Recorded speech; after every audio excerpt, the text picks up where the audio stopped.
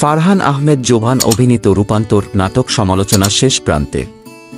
Transgender বিষয়ভিত্তিক নাটকটি পরিচালনা করেছেন রাফাত মজুমদার রিংকু। এবার নাটকটির অভিনেতা জোভান সহ ৬ জনের বিরুদ্ধে মামলা করা হয়েছে। রূপান্তর নাটকের অভিনেতা অভিনেত্রী পরিচালক সহ ৬ জনকে আসামি করে মামলা দায়ের করা হয় সিনিয়র জুডিশিয়াল ম্যাজিস্ট্রেট ১ নং আমলি আদালত নোয়াখালীতে। মামলার বাদী হিসেবে ছিলেন সুপ্রিম কোর্টের আইনজীবী অ্যাডভোকেট কাউসার উল জিহাদ। মঙ্গলবার ইউটিউব চ্যানেল ৫১ মিডিয়া থেকে নাটকটি সরিয়ে ফেলার পর এ বিষয়ে কথা বলেছিলেন নির্মাতা রাফাত মজুমদার রিংকু। তার মতে, দর্শকরা নাটকটির কনসেপ্ট হয়তো বোঝেনি। তিনি বলেন, বিষয়টি নিয়ে সামাজিক যোগাযোগ মাধ্যমে অনেক কিছুই দেখছি, আসলে বিষয়টি নিয়ে আমি কিছু মন্তব্য করতে চাচ্ছি না। এদিকে তুমুল সমালোচনার মুখে পড়েছেন অভিনেতা ফারহান আহমেদ জোভান ও অভিনেত্রী সামিরা খান মাহি।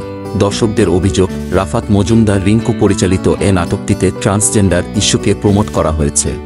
এ কারণে গত ৩ দিন ধরে কেন্দ্রীয় চরিত্রে অভিনয় করা জোভানকে অনলাইনে তুলোধনা করছে নেটিজেনরা। এছাড়া জোভান ও সামিরা খান মাহি দুজনের ফেসবুক পেজ গায়েব করে দেয়া হয়েছে। জোভানের ১৯ লাখের পেজ ও মাহির ২৪ লাখের পেজটি আর ফেসবুকে খুঁজে পাওয়া যাচ্ছে না। রূপান্তর নাটকটি ইউটিউবে প্রকাশের পর থেকেই শুরু হয় সমালোচনা। অসংখ্য পোস্ট ও লক্ষাধিক প্রতিক্রিয়া আসে নাটকটির বিরুদ্ধে। তীব্র সমালোচনায় পড়ে নাটকটি ইউটিউব থেকে সরিয়ে ফেলা হয়। জোভান বলেন, আমি বুঝতে পারছি না নাটকটি নিয়ে কেন এমন সমালোচনা করা হচ্ছে। নাটকটির ভিউ হয়েছিল ৯০,০০০। তাহলে বাকি মানুষ তো দেখেনি। আমার মনে হয় তারা না দেখেই সমালোচনা করছে। বিষয়টি নিয়ে আমি ঘোরের মধ্যে আছি, বুঝতে পারছি না কি হচ্ছে। সমালোচনার মুখে জোভান সিদ্ধান্ত নিয়েছেন দর্শক পছন্দ করেন না এমন কোনো চরিত্রে অভিনয় করবেন না। বললেন, যেহেতু মানুষ পছন্দ করছে না সেহেতু এসব আর করা যাবে না।